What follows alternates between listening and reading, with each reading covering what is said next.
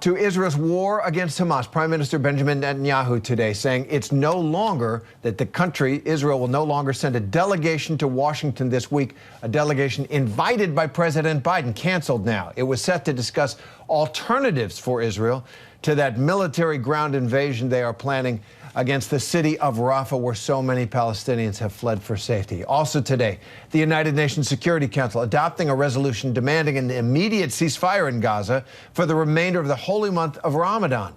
The Security Council voting 14-0 on the measure, the United States abstaining, when in the past they have vetoed these calls at the UN for a ceasefire. Let's bring in ABC News foreign correspondent Britt Clennett in Tel Aviv and ABC News senior White House correspondent Selena Wang. Britt, let's start with Israel deciding against sending this delegation to Washington.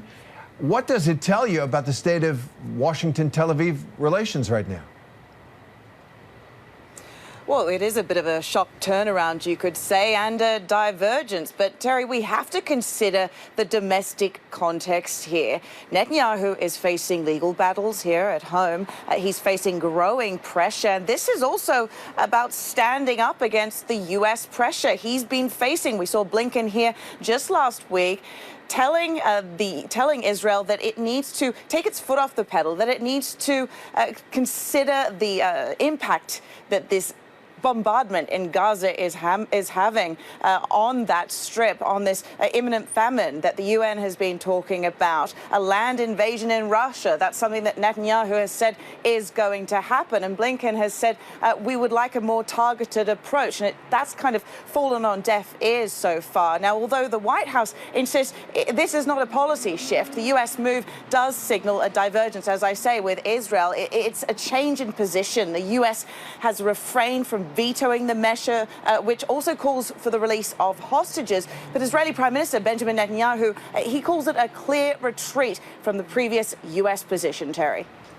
It certainly looks like that. Selena, so how is the White House responding to Prime Minister Netanyahu's decision not to send that delegation to Washington? What does it tell you?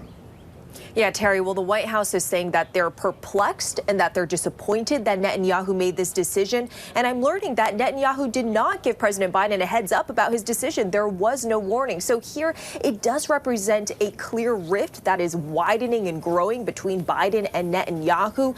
This is Netanyahu again publicly rejecting the president. Biden, he had personally asked for this meeting in the first place. Now, look, the White House is insisting that this is not a shift in policy, as Britt said earlier. They're insisting that the reason why they abstained rather than vetoed this particular UN security resolution is because there were changes in language. For instance, tying the release of hostages to the ceasefire. But the reality here is that this is notable because it is the first time that the U.S. is not flat out rejecting the UN Security Council vote. And the White House is also criticizing Netanyahu for creating the perception of a disagreement when they believe they are still on the same page about the ultimate goals, and also suggesting that Netanyahu made this decision because of domestic political considerations. Some spin in there, possibly, on what is a tough moment between Israel and the United States. Selena Wang, thanks very much. Britt Clennett as well. Hi, everyone. George Stephanopoulos here. Thanks for checking out the ABC News YouTube channel. If you'd like to get more videos, show highlights, and watch live event coverage, click on the right over here to subscribe to our channel. And don't forget to download the ABC News app for breaking news alerts. Thanks for watching.